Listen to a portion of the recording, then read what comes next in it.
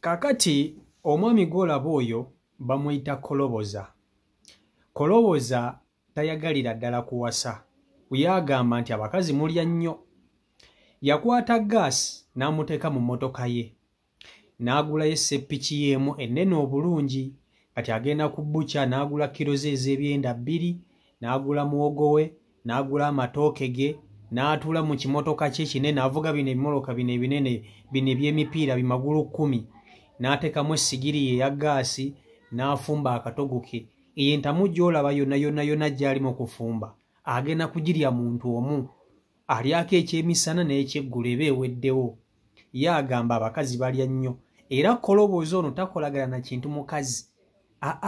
Agamba abakazi mulya nnyo. Ate agula emmere atuuke waka mumupimireko bupimizi. Koloboza ebyo yabigaana. Nga bw'atudde ku ntamu eyo emwagirira ku kyoto. Okitegeera?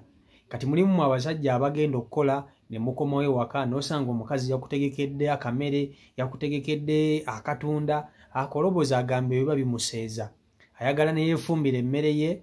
Entamu bw'aba agifumbye nga nnamba ey'ebyenda n'agyeriira bwomu nga talina muntu amuyingiridde. So Koloboza takolagana na kintu kyakuwasa. Yagaana okuwasa, tayagala muntu mukazi yenna takwana ekyo kimu. Akasente ke kagendera mu mmere yokka. Avuga bino emoroka ebinene, ndowooza avuga bino emoroka bya safaari. Bino ebimoroka ebinene bino bimagulu 10. Kakati ndowooza Koloboza y'omu ku bantu abakiikiridde abasajja abawoolu. Mugenda kumwenyumirizaamu nnyo kubanga ate eno level gy'ataddemu obuwoolu bwe ate yo ya kika kya waggulu nnyo. Kati gwandaba era alaba vidiyo eno. Koloboza omuwa magezi ki? Nze ndaba Koloboza lw'omu alijjira mu mmotoka, oyo gaasi asobola okubaluka n'amwokera mu mmotoka naye ye takimanyi. Obulamu bwe obw'ekiwulu nga bw'abutambuza bumunyumira n'okusinga mmwe abagamba nti muli bafumbo mulina abakazi. So kankutuseeko vidiyo eno eya Koloboza ogyewulireko. Nkusaba vidiyo gimpereka like etambule tuke ku buli muntu vidiyo yiyo. Mulaba kyali wange bamuyita Koloboza tayagala kuwasa. Tawasa alina mukazi teeseeteza bakazi. Alina emmotoka amugamba kuva Masenge mpaka Mmengo. Alina emmotoka erimu ekimungu, entamu, eggaasi. Tawasa takwana bakazi, teeseeteza bakazi, yagaana kuwasa. Koloboza. So abasajja bangi abalinga Koloboza bangi bayitirivu nnyo. Mukimanyi nti eriyo abantu abasinga obungi abakyagaanye okuwasa, okuteeka abakazi ewaka nga ze zimu ku nsonga zino kati ng'eya Koloboza gy'ayina ng'era yeremeseza abasajja abalala okuwasa.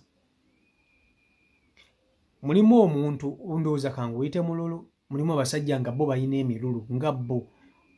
Omuntu se basobola okuwa ensonga y'inagamba nze munnange kyannemesezza okuwasa nti omukazi alya nnyo. Ogenda kugula emmere, ogula kilo ye ey'ennyama, bakuweeko ebife 2. Omusajja sebo mulimu abasajja abasirusiru abatategeera aboogera bwe batyo nga ye ensonga gy'awa ng'agamba ayagala n'agula kilo ye ey'ennyama n'agirya bw'omu n'agikuba wali nga teryamugambyeko nga teryamukubye ku mukono. Kati ye Koloboza. Koloboza ye agamba nti ekyamulemesezza okuwasa emmere ye gye yeegulidde, kilo ye ey'ennyama, kilo ye ey'ebyenda ayagala agirye bw'omu. Kati eyo entamu gy'olaba addidde amatooke n'agattamu muwogo n'agattamu ebyenda. Kuligama akoze akatogo k'amatooke n'ebyenda ne muwogo. Entamu nnamba gy'aguddeko kiyifuyifu gy'ali mu kulya. Ebyo talina budde bugenda mu mawoteeri kwonoona ssente ze. Emmotoka ye kye kiyungu ate oyinza okwesanga ng'emabega bwe buliri. Ayinza okwesanga ng'emabega bwe buliri. Kubanga omuntu atayagala kuwasa w'otuukira okugula gaasi n'omuteeka mu mmotoka toteekwa okubanga ono n'okupangisa tapangisa Koloboza. Ne bannange abantu abamu bakwewuunyisa. So kati Koloboza asaana ne tumuwa erinnya ne tumutuuma pulezidenti w'abawuulu mu ggwanga. Koloboza ne tumuwa pulezidenti w'abawuulu mu ggwanga kubanga ye yeenyumiriza mu buwuulu bwe ku myaka gy'alina. Yandibadde musajja wa buvunaanyizibwa. Ekisooka omulimu gw'akola si mubi. akola omulimu mulungi, muvuzi wa mmotoka n'ebino emmotoka ebinene, so kitegeeza koloboza akasente akafuna akasobola okuddukanya famire ye, akasobola okulabirira omukazi. Naye ssebo ye Ssenkaggala akulaga tayagala kumanya akamere ke nga bw'akagula, ayagala akalye bw'omu. Yaguze kilo z'ebyenda 2 zonna aziridde, n'entamu y'akatogo k'amatooke ne muwogo byonna agenda kubirya omuntu omu. Butayagala kuwasa, abakazi balya nnyo.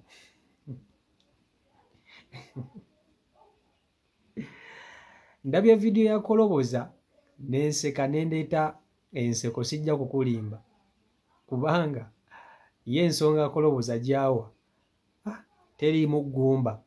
Kati gwandaba koloboza ono omwamagezi ki? Ono koloboza ne bumuleeta ababuulizi ababuulirira omuzimu ne lugolokoka, koloboza tasobola kukyuka. Wakati ye wano waawulirira emirembe. Ate ng'erudda oyinza kale obutamunenya nnyo kubanga agenda kera ku makya yeevugira ekimotoka kyagende, enjala emulume yeefumbire yetokosize emmere ye agirye, amala dde ewaka yeebake, amala akire ku makya agende ku mulimu. Wegamba ye obulamu nga bwabutambuza bumunyumira, nga bwabutambuza bumunyumira. Tojja munenya nnyo kubanga bangi era abawasizza abalina abakazi n'engiro olaba nga okitegeera. So koloboza naye terujja mukuba nnyo musajja watto kubanga buli omu yamanyi wanyumirirwa obulamu bwe, okitegeera, yamanyi wanyumirirwa obulamu bwe. Naye ng'emyaka ndaba ng'egigenda, simanyi oba koloboza ayinayokko ku mwana oba ku baana, kuba ndaba ng'omusajja omukulu, naye okusinziira ku mbeera ze asobola okuba nga talina mwana, nga musajja muwuulu nga tazaalangako, talina mwana, nga yasalawo akasente ke yaba akeeriira. Naye kati koloboza ono kweri aba anaakola n'agaggawala. Kiba kizibu nnyo abantu nga koloboza ono okukola ne balaba ku ssente. Kubanga omuntu yenna alina omukozi w'olabira nti okola, kwe kuba ng'olina kwegamba ng'olina ekikusindiikiriza okukola. Naye bw'obookera ku makya n'obanga koloboza n'ogenda n'oyiriba nga ofuna bufunyi budde n'oteekako n'otuula mu mmotoka nga mw'ofumbira mw'osula, kiba kizibu nnyo okera ku makya n'olaba ku ntuuyo zo. Kiba kizibu nnyo n'olaba ku ntuuyo zo. Kati sikisuubira koloboza emikisa gye egy'okufuna ku ssente n'ogaanaga nti agagga wadde afunye ku ssente gijja kuba mitono, kubanga talina kimuvuga, talina kimusindiikiriza kukola, okitegeera, talina kimusindiikiriza kukola. So koloboza y'oyo akiikiridde abawuulu bonna mu ggwanga. Kati tulina okumutuuma Ssaabawuulu w'omu Uganda. So gwe wenna alaba vidiyo eno njagala ompe endowooza yo ku koloboza. Kunze kyakola koloboza bwe kiba nga kye kimusanyula teri amuyinako buzibu, naye ate nga si kye kituufu kye yandibadde akola. Naye ku ye ate olina ky'omugamba, kiye kyayagala, okitegeera, ye kyayagala. Naye gwe ky'omanyi omuntu yenna agera ku makya n'agenda n'akola, noba nga okola naye nga tolina kikuvuga, tolina kikusindiikiriza kukola, success yo eba ntono. Omuntu yenna alina omusajja olina okukola nga olina ekikusindiikiriza, ng'olina ekikusindiikiriza n'ogamba naye mu butuufu omanyi nina okukola olw'eno ensonga bweti ne bweti.